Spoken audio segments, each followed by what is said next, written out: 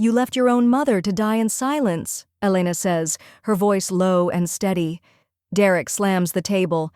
You're not even family anymore. But the will says otherwise.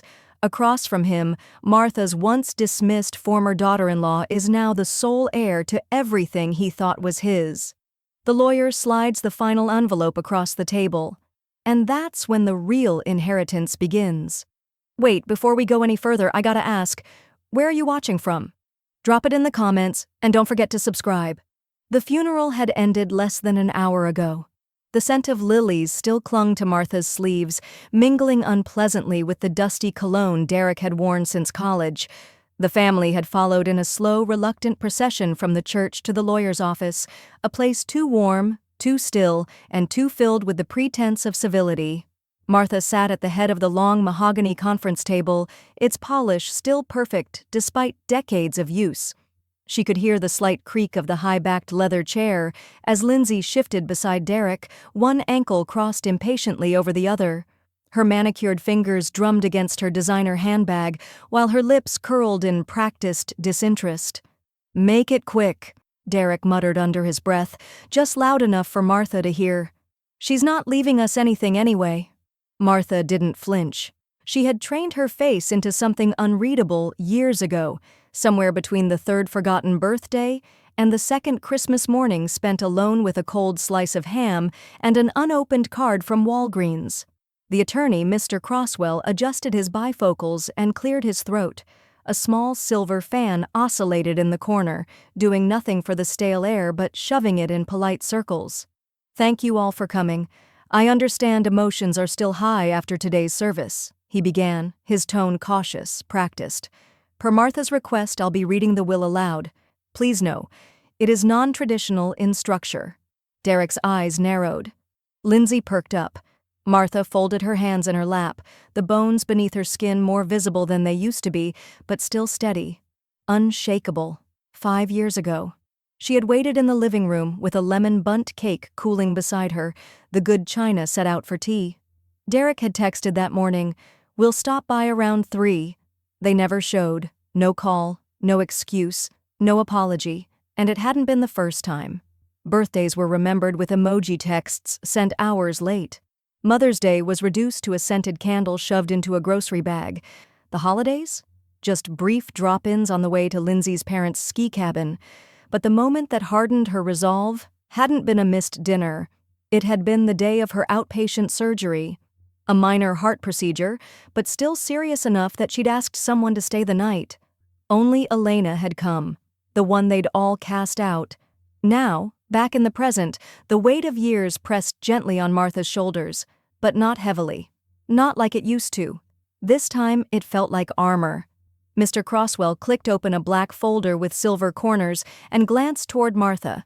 His brow lifted, checking once more for the silent nod she had promised. She gave it.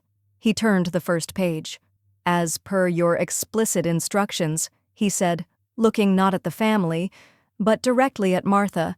"We'll begin." The room changed. The air held its breath. Derek shifted. "Wait, why are you looking at her?" The attorney didn't answer. He read the opening line slowly, each word like a stone dropped in water. "This will supersedes all previous versions, as witnessed and notarized on April 2, 2023, and reflects the sole final wishes of Martha Elaine Whitmore." Lindsay rolled her eyes and muttered something Martha didn't catch, but she didn't need to. She could feel the tension pulsing off both of them, the panic that came when control begins to slip away. It was the same panic they used to wield against her, through guilt, through silence, through entitlement dressed as affection. But not today. Today, she had the room, the story, the truth, and it was time to turn the page. "Elena Whitmore," Mr. Crosswell said clearly, not a hint of hesitation in his voice. The name dropped into the room like a brick through glass. For a second, no one moved. Then, "You've got to be kidding me!" Derek spat, lurching forward in his seat, the legs of his chair screeching against the hardwood. "Elena? That Elena?" Lindsay stiffened next to him, shoulders tightening. "Unbelievable," she muttered, lips barely moving. "That manipulative little—" "Careful," Martha said softly, without looking at her. The silence that followed was jagged. Mr. Crosswell adjusted his reading glasses and continued, voice steady. The named primary beneficiary of the entirety of Martha Whitmore's estate, including real property, financial holdings, personal assets, and art collections, is Elena Whitmore. She's not a Whitmore. Anymore, Derek shouted. They divorced 5 years ago. She's not family. She was never family, Lindsay hissed, her eyes flashing as she crossed her arms and leaned back like she was bracing for impact. She left Joel in ruins. She left all of us in chaos. Martha said nothing. Her expression didn't change, but inside, something unknotted. They were showing their true faces faster than she'd even hoped. She didn't leave, she said quietly. She stayed. While you didn't. 3 years ago. The hallway light buzzed overhead, dim and sterile. Martha lay in bed after her valve repair surgery, a thin tube still taped to her forearm, heart thudding irregularly in her chest like it wasn't sure if it wanted to keep trying. Joel hadn't visited once. Derek sent a text, "Hope you're okay," at 1:07 a.m., 3 days after the operation. Lindsay had posted a smiling selfie from Cabo that same week, but Elena had arrived with a grocery bag full of tea, fresh socks, and a paperback novel. She didn't say much, just read aloud, her voice calm and low, as Martha drifted in and out of medicated dreams. For 3 days, she didn't leave. Back in the present, Mr. Crosswell opened a folder and laid it flat on the table. This is the notarized, witnessed, and state-approved version of the will. Updated April 2nd of this year. Derek's jaw clenched. She manipulated you. Martha turned to him slowly. Number. She visited. She called. She sat beside me when no one else did. That's not manipulation. That's presence. She probably guilt-tripped you into this, Lindsay said, flicking her hair behind her shoulder and leaning forward. She's always been calculated. You've been vulnerable, Martha. Martha met her eyes, unblinking. I wasn't vulnerable. I was invisible. Until someone saw me. Lindsay laughed bitterly and muttered under her breath, This is so white trash. Mr. Crosswell's pen stopped mid-note. I'll remind everyone, he said sternly, that this is a legal proceeding. You may disagree with its contents, but you will respect the process. Derek stood suddenly. Where is she anyway? That leech? Hiding around the corner? Mr. Crosswell looked over the top of his glasses directly at Martha. Martha nodded once, calm and precise. She was invited, the lawyer said, at Mrs. Whitmore's request. The door to the conference room opened. Elena moved into the room like she already knew what it would cost her to be there and had accepted the bill. Her shoulders were squared, her face bare, her hands empty. No rings, no bag, no performance. It was the silence that struck first. Derek's jaw tightened, his mouth twitching into a smile too thin to be real. Look who decided to crawl back into the spotlight. Joel, who had been silent until now, stood slowly from his chair at the far end of the table. He had aged since the divorce. Not badly, just heavier. Not in weight, but in regret. His eyes flicked between Elena and Martha, then narrowed on the empty seat beside his mother. Elena, he said cautiously, what are you doing here? Before she could respond, Martha tapped the edge of the table lightly with one finger. The sound was soft, but it cut through the room like a gavel. She's here because I asked her to be, Martha said. Lindsay scoffed, folding her arms. That's rich. Joel opened his mouth, then closed it again. Elena met his gaze, steady, not angry, not bitter, just resolved. I didn't come for the money, Elena said evenly. I came because she matters, because she asked. Martha nodded once, her posture regal. The lawyer didn't speak, didn't move. He waited for the room to settle. It never did. The air turned brittle as Mr. Crosswell flipped the page and began reading. The estate includes the following assets: a 5-bedroom lake property in Vermont estimated at $1.2 million. The Whitmore primary residence, current value $890,000. A fully liquid investment portfolio, stocks, bonds, and long-term holdings totaling $3.6 million. 3 art pieces by regional modernists recently appraised at a combined $400,000. Lindsay leaned forward suddenly, her lips parting. You're giving that list now? Without telling us who gets what? Derek glared across the table. It's clearly staged. He wants the shock value. The drama. Martha smiled faintly, her eyes never leaving Elena. 2 years earlier, she'd woken in the middle of the night with chest pain. Not emergency room bad, but enough to make her sit up, hand to her heart. Her phone sat on the bedside table. She stared at it, debated. In the end, she didn't call her sons. She called Elena, and Elena came. Again. They sat on the floor of Martha's small guest bedroom, an old quilt wrapped around both of them. Elena had brought mint tea, and when she ran out of stories to read, she recited poems she remembered from high school. No one else called the next day. Back in the lawyer's office, Derek's voice was sharp now, slicing through the stillness. So what's the punchline, huh? We get a framed photo and she gets the fortune? Joel didn't laugh. His hands were on the table, fingers curled tightly against the grain. Maybe you should shut up and listen, Derek. Derek turned to him, incredulous. Excuse me? You heard me, Joel said, eyes low. Just listen. Mr. Crosswell cleared his throat. Per the instructions within the will, and as legally affirmed, he paused, looked once at Martha. She gave the nod. He continued. All assets, properties, financial holdings, and tangible goods are bequeathed to Ms. Elena Whitmore. The table fell into stunned silence. Derek blinked. Once, twice. What the hell did you just say? Lindsay's hand shot to her mouth. Joel leaned back in his chair like the wind had been knocked from his chest. Elena didn't react. She just kept breathing. Martha's voice cut the air softly, but with steel beneath it. They thought kindness held no currency. She looked toward Elena. But I've never seen anything buy more. Derek's voice rose like steam from a kettle about to burst. That video means nothing without proof she wasn't pressured. This is absurd. There has to be a signed statement, a medical note, something. Mr. Crosswell didn't flinch. He calmly opened a separate folder, extracted a DVD case, and slid it across the table with a single, pointed gesture. There is, he said, signed, dated, and witnessed.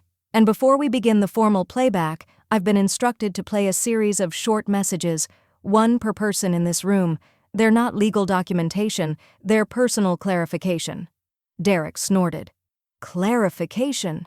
What? She left behind bedtime stories? Beside him, Lindsay leaned over and whispered something with a sneer. Elena didn't blink. She simply sat still, chin high, hands in her lap like she belonged there. Because she did. Mr. Crosswell turned the small TV toward the table and hit play. The screen crackled to life. Martha appeared in soft lighting, wearing her favorite deep blue cardigan and the pearl earrings that had once belonged to her grandmother. Her hair was brushed back, her expression warm, but there was a weight behind her eyes, a readiness. Hello, the recording began. If you're watching this, I'm likely not in the room, which means I finally have your full attention. She paused. To Derek, she continued, you are my firstborn. I remember the day you were born more vividly than the day you graduated or the day you stopped calling. When you spoke at my husband's funeral, you mentioned legacy. But you only ever came around when you thought mine would benefit you. You didn't visit me after my fall. You didn't help when the bills piled up after the furnace broke. But you did remember to ask about the stock portfolio. Derek's face turned pale. The room stiffened. To Joel, the recording continued, I know you think I blamed you for the divorce. I didn't. I blame myself for not stepping in sooner. You walked away from Elena because it was easier than growing up. I needed someone beside me when I was sick. She showed up. You didn't. Joel swallowed hard, his gaze falling to his hands. To Lindsay. Martha's tone cooled ever so slightly. You played the role of supportive wife well. On Facebook. Behind closed doors, you rolled your eyes at every casserole I brought, every holiday gift you found tacky. I noticed. You never saw me as anything more than an obligation, and that's how I've accounted for you. Lindsay turned red, a flush creeping up her neck like a rash. Martha paused on the video. Her eyes warmed again. To Elena, she said. You were family when no one else remembered how to act like it. You sat beside my hospital bed and held my hand when my own sons sent emoji hearts. You gave up weekends, work, and your own comfort to care for me when you no longer had to. You showed me love was a verb, not a bloodline. Elena pressed her lips together. A tremble at the corners betrayed her stillness. A flashback flickered across Martha's memory as the room fell into stunned silence. She'd watched Elena fold sheets in the guest room, soft blues and yellows, with practiced hands and a quiet rhythm. She never complained. She never asked for thanks. She'd just brought lemon tea and read aloud as Martha drifted in and out of dreams. She'd offered love the way people should, without receipt, without conditions. "They'll say you manipulated me," the Martha on screen said. "Let them. The truth knows better." The screen cut to black. Mr. Crosswell turned off the monitor. The only sound was the ticking of the old brass clock on the wall. Lindsay leaned into Derek, voice venomous and low. "She probably got her to sign everything during a pain fog. It's still elder exploitation, technically." Martha looked at Elena then, really looked, and her tired eyes sparkled with something not far from joy. "They think kindness is weakness," she said. "That's why they've never mastered it." Elena turned toward her, voice low and private. "Are you sure you're ready for this next part?" Martha gave a faint smile. Mr. Crosswell opened a velvet envelope sealed in red wax. "This," he said, "was never meant for the public record." But she wanted it read aloud anyway. The room had quieted into a hum of unspoken tension. No more whispers, no snide remarks, just a vacuum of disbelief and wounded ego. Mr. Crosswell held up the final envelope like it was made of bone china, fragile, intentional, red wax stamped on cream, the kind of envelope you don't just open. You announce it. "This letter," he said, voice even, "was to be delivered directly to Elena Whitmore at the end of the reading." Elena blinked slowly at the sound of her full name. No one else did. Joel sat up straighter, his eyes darting between Martha and the lawyer. Derek muttered something under his breath, too low to catch but sharp enough to smell like venom. Crosswell handed the letter to Elena with both hands. "She wanted you to read it aloud. Said, and I quote, 'If they can air their disdain in front of me, they can hear the truth the same way.'" Elena hesitated. Her fingers traced the seal for a long moment before she cracked it with a clean snap. The scent of old paper and rose oil escaped into the room. Martha had always scented her letters, like they were invitations to something sacred. Elena cleared her throat, then began. "To Elena, and to the rest of you, you may think this letter is about money. It's not. This letter is about choosing who we give our hearts to when blood fails us." Her voice was steady. Martha's words fell like quiet hammers, building something new and breaking something old. "When I had my first stroke, it was Elena who was there by dawn, not Derek, not Joel. Elena, who no longer bore my name but still carried my trust. When I couldn't walk to the bathroom without collapsing, it was Elena who cleaned the floor after I collapsed. When I cried because the pain medicine blurred my memory, it was Elena who read me poetry so I could remember beauty. She is not my daughter by law, she is my daughter by love. And she was never just a caretaker, she was my power of attorney." Joel stiffened. Derek barked a bitter laugh. "You've got to be kidding me." "She's lying," Lindsay said, eyes narrowed like a blade. But Crosswell raised a thick document, stamped, signed, and filed. Filed 6 months ago, effective the moment Martha lost capacity, or passed away. Lindsay's face contorted. Derek leaned forward, his voice low and trembling with rage. "How long have you known about this?" Elena looked him in the eye. "Since last autumn, when Martha asked me to be the one person she could count on to carry this through with dignity." The air tasted metallic now. Joel rubbed a hand down his face, his knuckles trembling just enough for Martha to notice. Elena kept reading. "To Joel, I loved you. I still do. But you shrank away from confrontation. You let them rewrite your silence into consent. I wanted more for you. I still do. You may be wondering why I didn't tell you sooner.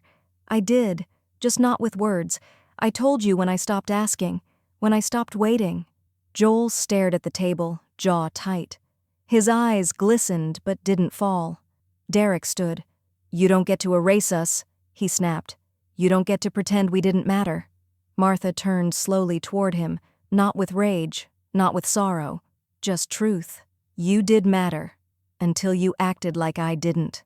Elena's voice broke just slightly on the final paragraph. She cleared her throat and steadied herself. "To those who left me behind, I left you behind too. I didn't die bitter. I died full, because I stopped waiting for the people who always needed more time. I found love in the woman you cast out, and in her, I found home." The letter ended with no signature, just an empty line. As if to say, if you didn't earn the ending, you don't get one. No one moved. Then Joel stood, quietly, wordlessly. He walked out, leaving the echo of Martha's words behind him like footsteps in fresh snow. The article dropped just after sunrise. Printed in black ink across the Sunday front page of the Glenford Sentinel, it bore a headline that punched through morning coffee like a thunderclap. "Local widow leaves entire estate to former daughter-in-law in stunning will twist." Below it, a subheading in smaller text, "Millions donated to Women's Health Initiative under unexpected beneficiary's name." Lindsay slammed her phone face down onto the granite countertop, splattering her latte across Derek's legal briefs. "You told me this was private." Her voice cracked, high-pitched and brittle. Derek, still in pajama pants and yesterday's shirt, pinched the bridge of his nose. His phone buzzed again on the kitchen island. Text after text. Clients, colleagues, his firm partner. "Explain this. Now." "I didn't leak it," he snapped. "There wasn't supposed to be a press angle." "Well, congratulations. Your dead mother just turned us into Glenford's gossip headline." At the assisted living facility just outside the city, Elena sat beside Martha in a sunlit atrium, the paper already folded neatly at her side. Martha sipped chamomile tea with a delicate, deliberate calm. Her eyes were tired but clear, the whites no longer dulled by fluorescent hospital lights. "I thought they'd come for the money," she said softly. "I didn't expect them to come for the story." Elena nodded. "They wanted your name, not your truth." Martha smiled faintly. "Then let's make sure they get both." Flashback. 2 months earlier. Martha sat with a small local reporter on the back porch of Elena's home. No cameras, no lights, just tea and a notepad. The reporter, mid-30s, kind-eyed, scribbled with care. "If I tell this story," the reporter said, "they might say it's revenge." Martha had lifted her chin. "It's not revenge, it's redirection. And it's about damn time women my age stopped dying quietly." Now, the donations listed in the article ran longer than the gossip.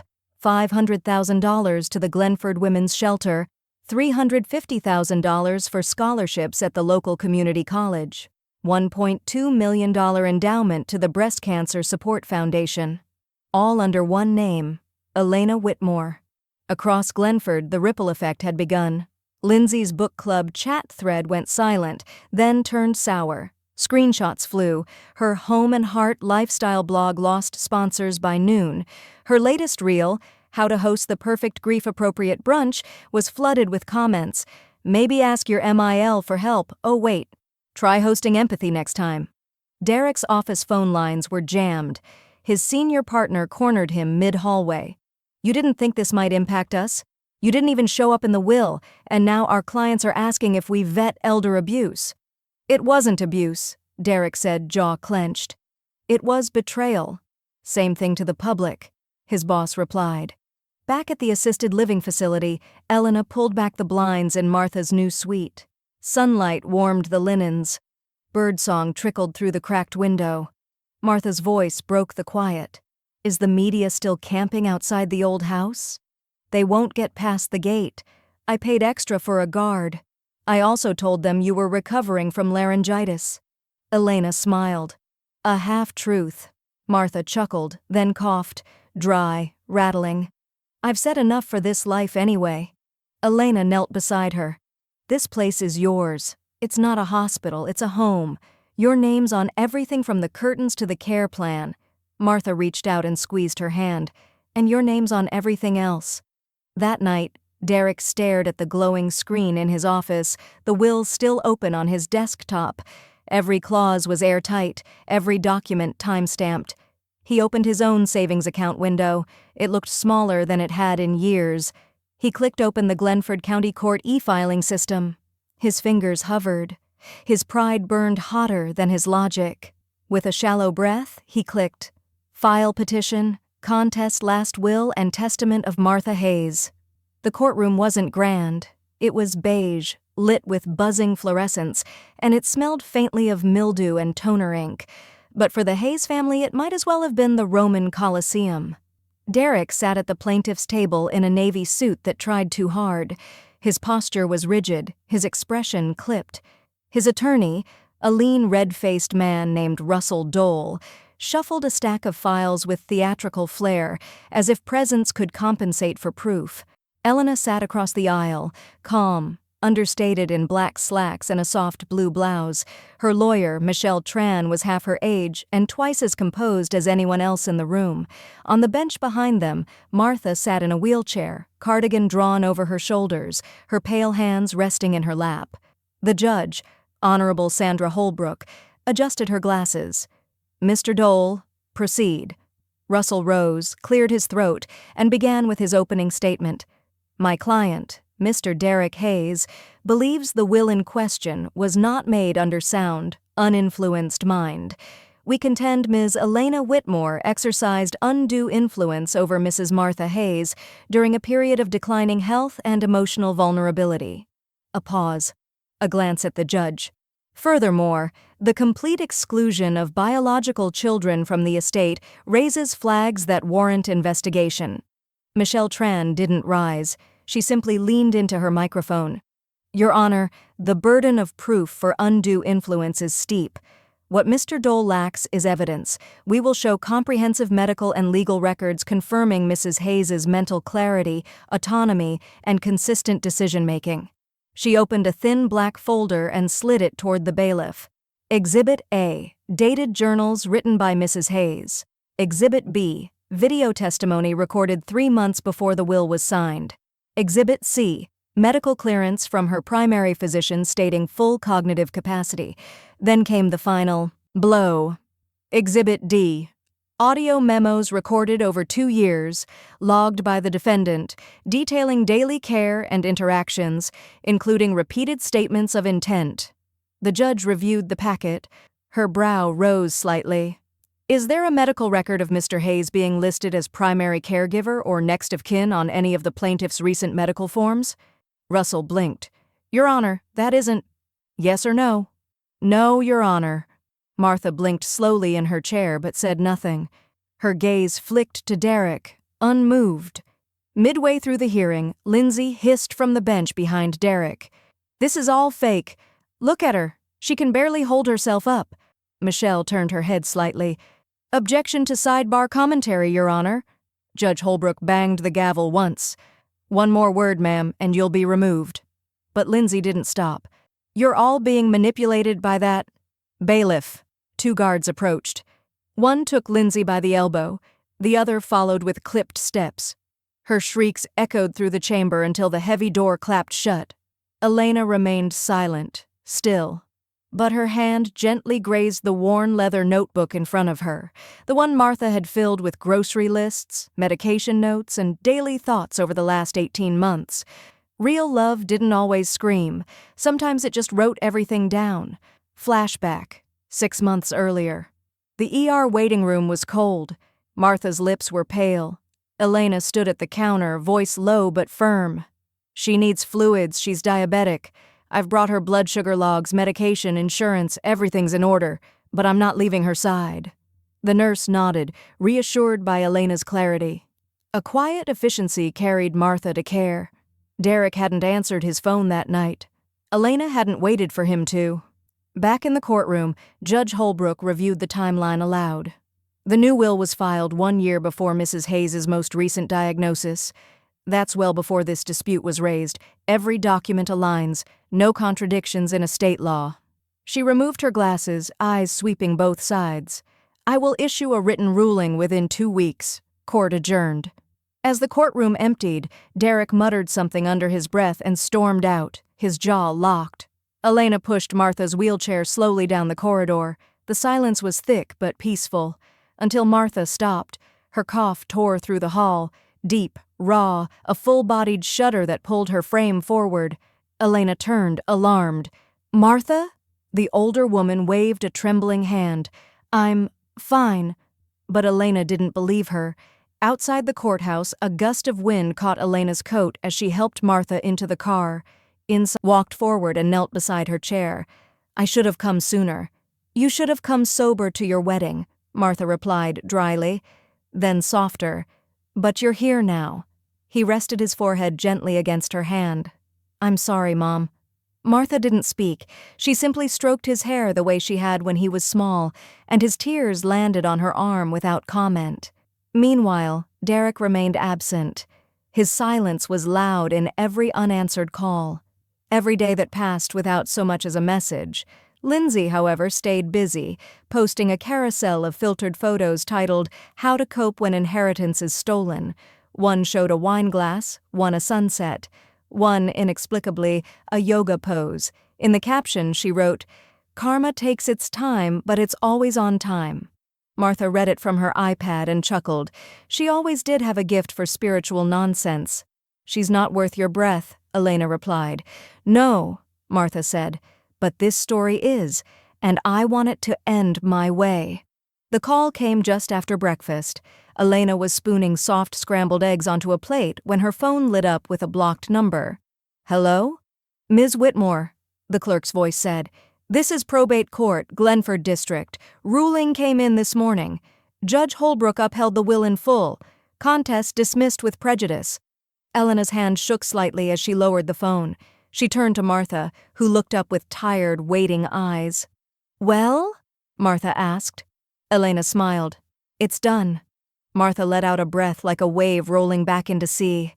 "Good," she said. "Now we get to finish the story with grace." The chandeliers cast a warm golden light over the polished mahogany tables, the scent of lemon polish and slow-roasted garlic mingling in the air. At the center of the private dining room, Martha sat in a high-backed chair like a queen at court, frail, elegant, and glowing with the kind of peace that only arrives at the end of a war. The farewell dinner was Elena's idea, not a somber gathering, not a funeral, something alive, something quiet and true. Just 15 seats, each filled with someone who had earned the right to be there. Joel arrived first, clean-shaven, tie a little too tight, a bouquet of pale tulips in trembling hands. "I remember you hated roses," he said, placing them beside her plate. "I hated clichés," Martha murmured, the corners of her lips lifting. "Not flowers." The guests trickled in after him, 2 retired neighbors who used to bring her soup during the winters. Her college roommate Miriam, now nearly blind but wearing the same lipstick as she had in 1967. The nurse who had once stayed past her shift to help Martha get her pain meds on time. No one asked about inheritance. No one cared. Wine was poured, clinking softly. The laughter came slowly, like muscle memory returning to a body long ignored. Each toast carried a story. The time Martha chased a car thief with her umbrella. How she once baked 25 pies for a church raffle and forgot to label them. "They all tasted like defiance," Miriam said with a raspy grin. Joel stood to speak last. "I don't deserve this seat," he began, eyes flicking toward Martha, then down to the folded napkin he kept twisting in his hands. "But I'm here because someone chose to love me anyway." His voice cracked. "Mom, I was stupid, afraid. I let them pull me away from you, and you still didn't write me off." Martha didn't interrupt. She let him break open. Joel wiped his face. "You didn't just raise us. You outgrew us." Laughter rippled softly through the room. Martha finally spoke. "Growth isn't about outgrowing people. It's about outgrowing excuses." After dessert, she passed out small boxes. No gifts of grandeur, just pieces of her that still mattered. To Miriam, she gave a necklace they'd once fought over in college. To the nurse, a pair of gloves embroidered with her late husband's initials. To Joel, a wooden chess piece, his father's white queen. I always told him she was the most powerful one on the board, she said with a wink. Later, when only Elena and Joel remained to help her into her coat, Martha reached into her handbag and slipped Elena a folded piece of paper. "What's this?" Elena asked. "For Joel," Martha said. "After." Joel looked up, startled. "What do you mean, after?" "I'm not dramatic enough to die at the table, dear," Martha replied, "but don't count on another dinner." They helped her into the waiting car together. As Elena fastened the seatbelt across her chest, she asked gently, "Do you want to see Derek before—" Martha's expression didn't shift. "No," she said. "He already saw what mattered, and chose against it." That night, Martha slipped between freshly washed sheets, her pillows fluffed, the scent of lavender rising from the linens. Elena tucked a knitted blanket around her legs. "Anything else you need?" Elena asked from the doorway. Martha smiled. "Just dreams if they come." When Elena entered her room at sunrise, tea in hand, Martha lay still, peaceful, her hands folded gently over her stomach. The letter to Joel rested on the nightstand, untouched. A smile lingered on her face, final, soft, and whole. Elena didn't cry. She just whispered, "Thank you," and reached for the phone. The rain that morning didn't fall. It lingered, misting the ground like breath from something unseen. Martha's funeral was held in the garden of the assisted living center, just as she had requested. No church pews, no scripted verses, just white folding chairs on damp grass and the scent of rosemary drifting from planters she had grown herself. Elena stood quietly under a black umbrella, her face calm but unreadable. The minister spoke softly, his words folding gently into the air. She lived her life with quiet conviction. Behind them, Joel adjusted his collar, jaw tight. He hadn't spoken since the call, just showed up, carrying a bouquet of white lilacs and a silence that spoke volumes. Derek and Lindsay arrived 15 minutes late. Derek wore a suit 2 sizes too tight, and the expression of a man performing grief for a crowd he thought would care. Lindsay's heels sank in the grass with every step, and she cursed under her breath as she adjusted her black fascinator hat like she was entering a Derby brunch. No one greeted them. No one even looked. After the burial, Elena made her way back to Martha's room, now dimmed, untouched. The nurse had laid out her belongings on the bed, scarf, glasses, a dog-eared copy of Charlotte's Web, and in the corner, a small iron safe. The key sat in Elena's palm like it belonged there all along. Inside were 3 thick envelopes, a flash drive, a deed folder, and 1 letter addressed in looping handwriting. "To those who laughed behind my back." Elena sat at Martha's desk. Rain tapped at the window like fingers urging her on. She began reading. The first letter was short but sharp.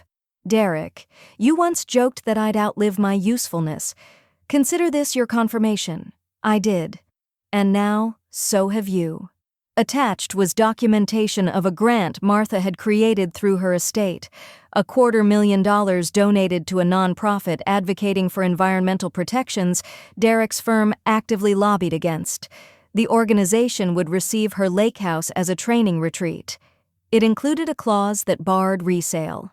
The second envelope bore dozens of folded notes, small acknowledgments, thank you cards, and scribbled letters to people who had shown up when it mattered. The mail carrier who used to carry her groceries inside. The teenage barista who memorized her tea order. The hospice driver who didn't charge her for an extra stop. Each had a corresponding gift, a small heirloom, a check, a handwritten note. To the barista, "You reminded me what it felt like to be seen." To the driver, "You gave me extra time when no one else would."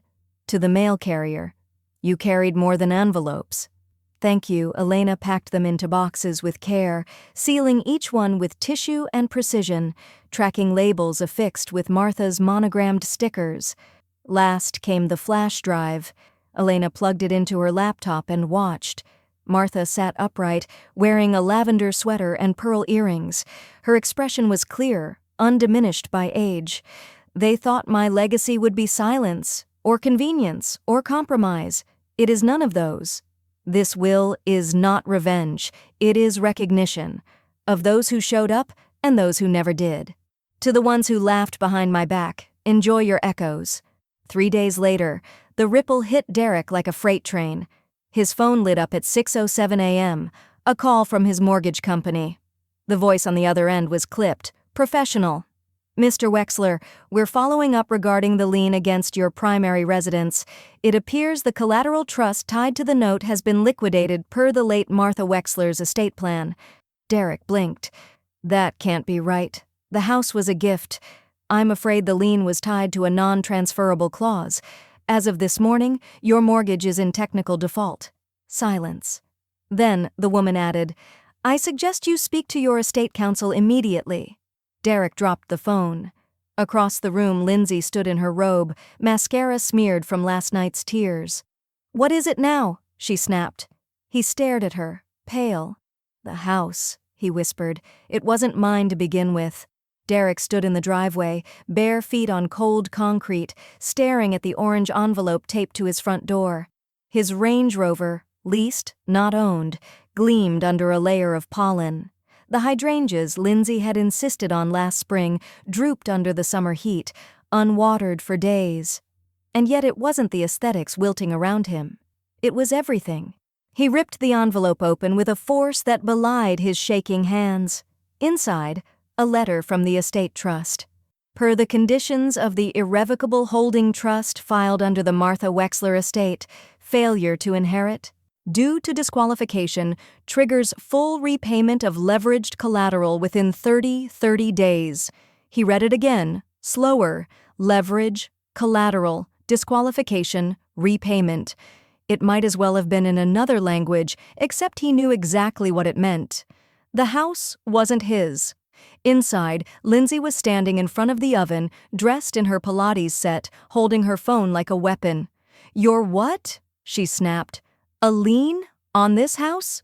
Are you joking, Derek? I didn't know, he muttered, clutching the paper. I didn't know she structured it like this. Oh, spare me the excuses. You strutted around calling Elena a leech, and now you're the one she owns like a parking meter. He rubbed his forehead, sinking into a chair that cost more than his first car.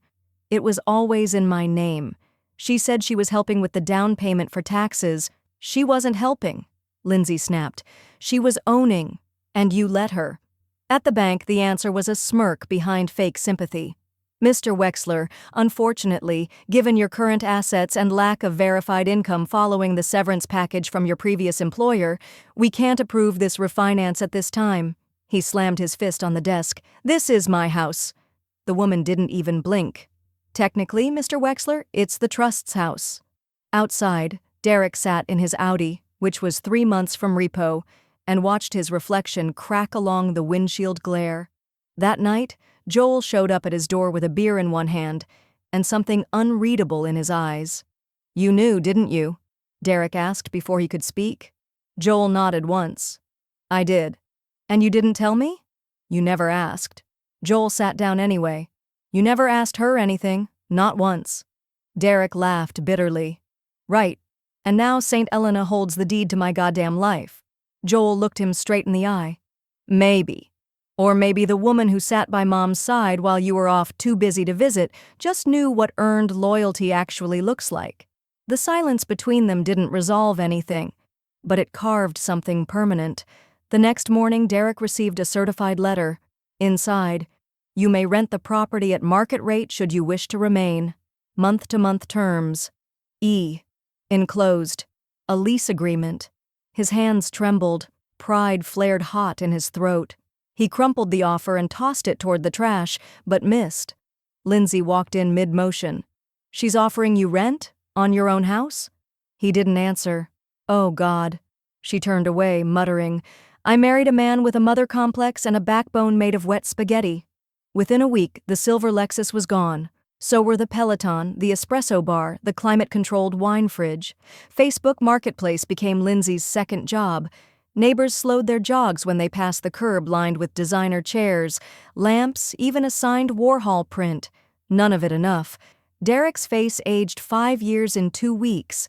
The bank wouldn't budge. The trust wouldn't negotiate. The lawyer Elena hired answered every call with a polite, impassable wall. Then one envelope arrived, no stamp, hand-delivered. Inside, a single white postcard. On the front, a photo of the mahogany table from the lawyer's office. On the back, in block type, "Make it quick, she's not leaving us anything." D.W. Lindsay found him holding it, unmoving, lips pressed so tight they looked bloodless. "What now?" she said, her voice brittle. He didn't answer. She stared at him, at the house with empty walls and echoing floors, then turned toward the bedroom. Her suitcase was already half packed. "I'm done," she said. "You lost everything. But worst of all, you lost to her." She didn't slam the door. It clicked, soft and final. Lindsay's Instagram, once a carousel of latte art and spa selfies, had turned into a digital tantrum. Post after post raged about betrayal, manipulation, and gold-digging nobodies with legal loopholes. One caption read, "Some families are cursed, not born. Justice for the real ones," posted under a photo of an empty wine glass and tear-streaked eyeliner. The likes trickled in, fewer each time. She was screaming into a void, and no one was screaming back. Derek now lived in a one-bedroom condo overlooking the parking lot of a used car dealership. The fridge buzzed louder than the silence inside. The furniture was practical, the walls were bare. Each night he microwaved something boxed and flavorless, sat on the couch, and watched the same local news story cycle again. Elder leaves millions to unexpected heir. Memoir goes viral. He never clicked on the link, but the title alone scraped his nerves raw. He had the money once, the family name, the house, the comfort, the illusion of permanence. Now, all he had was the whisper of his own voice. "Make it quick, she's not leaving us anything." He was right, and now that truth echoed like punishment. Joel, meanwhile, found himself back at the small cafe in the assisted living center. 1 cup of black coffee, always at 2 p.m. Elena sat across from him, flipping through a tablet. On it, Martha's memoir, newly published, quietly titled, "Quietly I Stayed, the Story They Never Told." 15,000 downloads in the first week, Elena murmured, eyes skimming a comment thread. "She really did it," Joel whispered. "She did," Elena said, "but she never wrote it for them. She wrote it for the quiet ones, the ones who don't get heard until it's too late." The memoir was raw, not angry, not dramatic, just true. Stories of cold birthdays, silent dinners, calls unanswered, but also one chapter on Elena making soup during Martha's recovery, another on Joel's piano playing in the basement when he was young. The final chapter was short, a single paragraph titled, "When I Knew." It read, "When I knew love wasn't owed by blood, but earned by presence. When I knew who stayed and who simply stopped showing up, the internet caught fire. TikToks quoted her. Book clubs replaced their next bestseller with Martha's File. Hashtags trended. She stayed, Tashk's legacy, by choice." Someone created a fan art portrait of Martha, sitting regal in a wingback chair, sunlight casting shadows on her lined face. Elena didn't share the attention. She simply answered emails from strangers who whispered thanks through screens. A few even sent handwritten notes. One read, "You gave people like us a language." One misty morning, Elena stood quietly at Martha's grave, where the headstone bore only her name, her birth date, and one etched line. She waited. And then she chose. She knelt, not in mourning, but in reflection. Her hands trembled as she laid 3 long-stemmed roses on the grass. In her pocket sat a letter Martha had written years earlier, still unopened. Sealed in a wax stamp, the envelope had grown soft at the edges, but Elena hadn't dared open it yet. It felt like a final breath she wasn't ready to inhale. She left it on the headstone. Some truths, she thought, were best kept sacred. As she walked back to her car, the wind picked up, warm and steady like breath returning. She didn't cry. Martha wouldn't have wanted that. She drove home to a new email alert waiting in her inbox. Subject, request for representation. Important family matter. From Margaret Maggie, Fulton Body. I was Martha's best friend when we were 9 years old. We shared secrets you wouldn't believe. There's something I need to tell you. The envelope was cream-colored, worn at the corners, and handwritten in the same looping cursive that once signed birthday cards with love, Martha. Elena held it like an artifact. The return address read, Maggie Fulton, Livingston, Montana. The letter had arrived in the morning mail, nestled between a catalog and a condolence card that had taken 2 months to show up. Inside was a photo, sepia-toned, folded once, and a letter. We were born of the same father but different truths, it began. She never told anyone. Said it wouldn't help anyone to know, but I think you deserve to. Maggie had been Martha's half-sister. Same father. A secret tucked away so tightly even time had trouble loosening it. They'd reconnected only briefly, 10 years ago, during a silent retreat in Big Fork. Martha never spoke of her again. Elena stared at the photo. 2 young girls in matching dresses, one taller, one grinning with scraped knees. It looked like summer. It looked like freedom. By midweek, Elena was on a plane to Montana. The sky above Bozeman cracked wide with sunlight as she stepped off the jetway. No paparazzi, no family drama, just air that smelled like pine and old secrets. Maggie met her at the terminal. Silver braid, faded denim jacket, and the kind of hug that said, I've waited a long time, but I never stopped hoping. They sat over huckleberry pie and bitter coffee at a cafe tucked between a feed store and a post office. Maggie's voice was soft but steady. She didn't want to split herself any further, Maggie said, tapping the sugar packet nervously. Said the family she had was already cracking, that adding me would make it worse. She carried a lot alone, Elena murmured, watching a breeze push through the curtain. She always did, Maggie nodded. But I never blamed her, just missed her. Back in the rental car, Elena opened the trunk and lifted out a canvas wrapped in linen and tied with twine. It was unsigned, but unmistakably Martha's. Charcoal tones with one slash of violet, a painting called Shadow Sister. She handed it to Maggie without a word. Maggie's hands trembled as she unwrapped it. She remembered.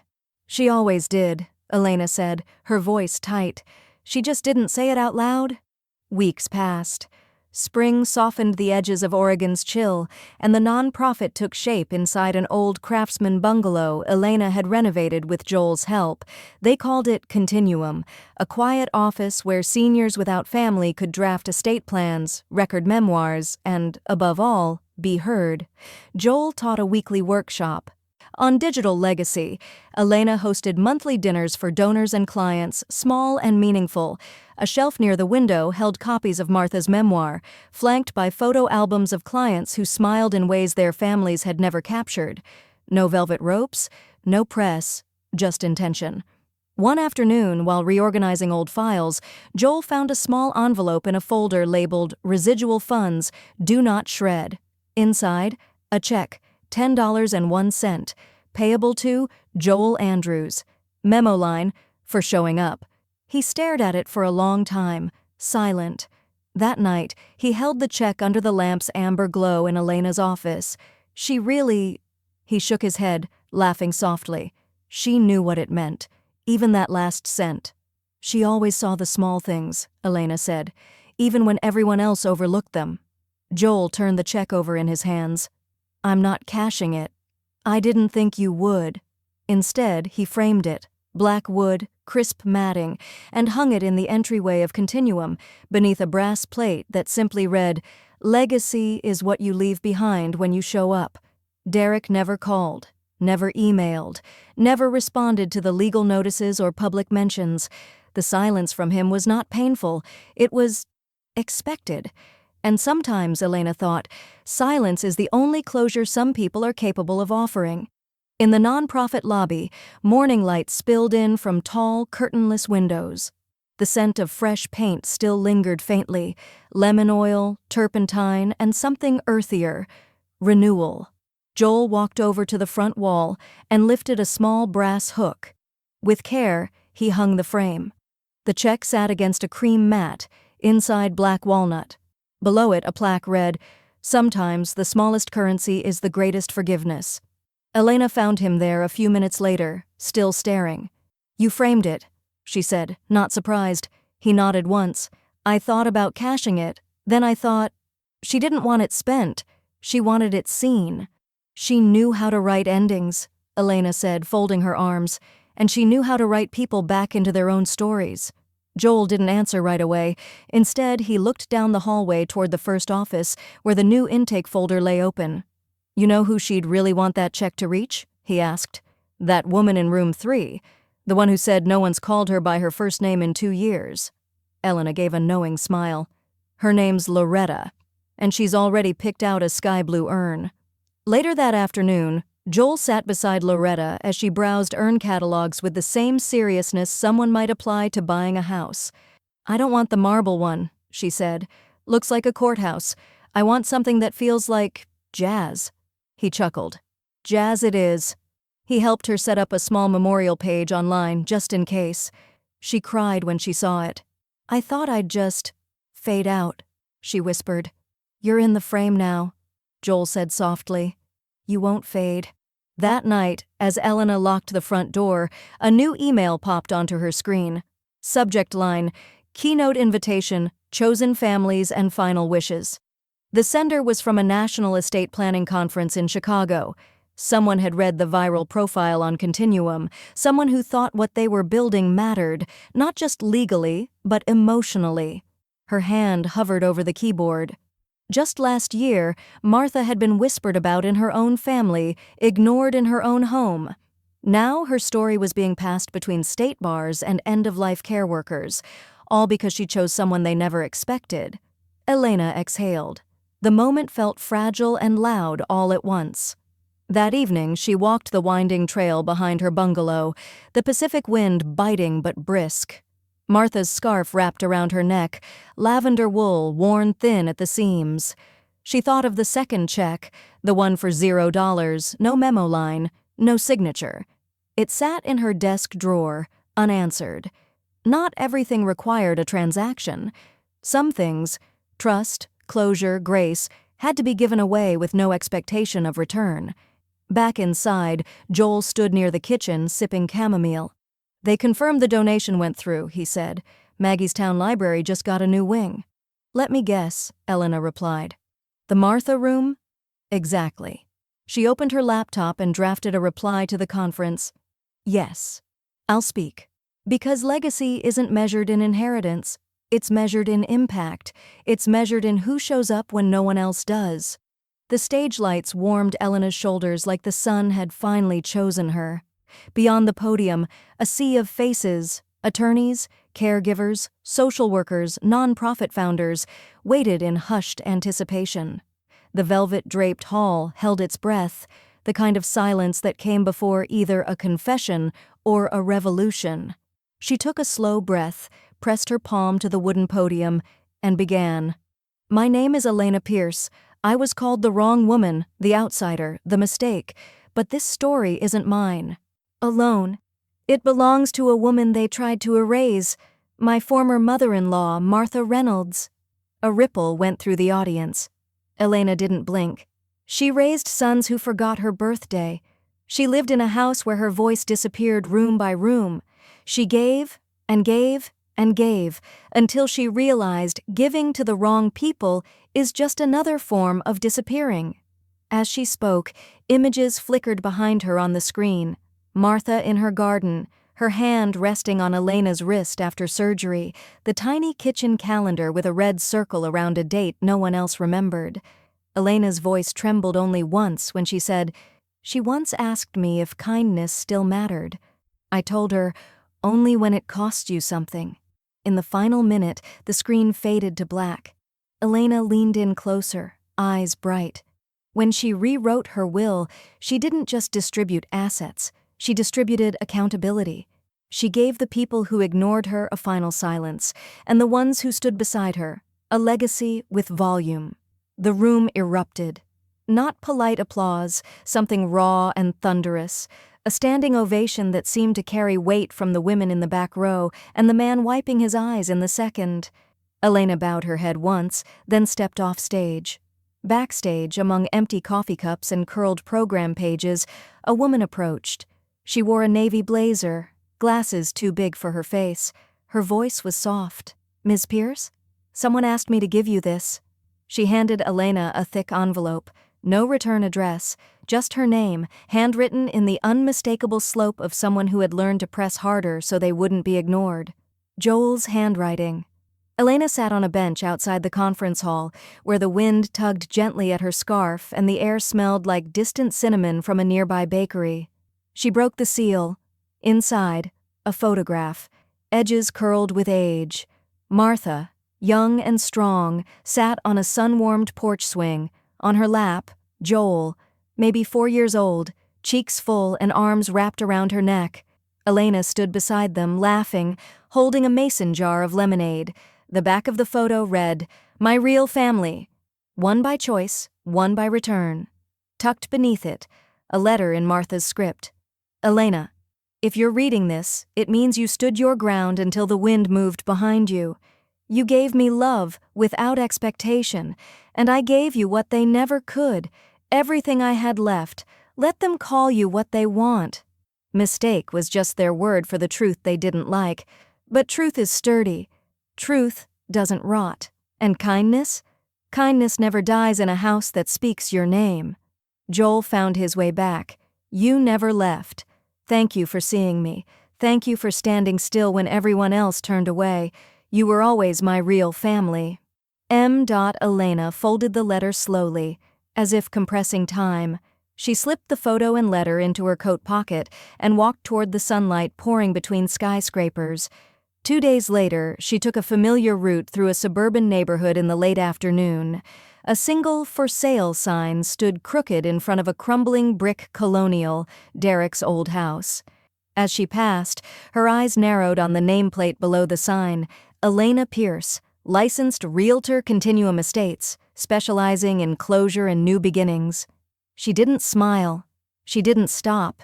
She just kept walking, past the house, past the ghosts, past the names that never held meaning. Because everything they hated had finally become everything she carried with pride.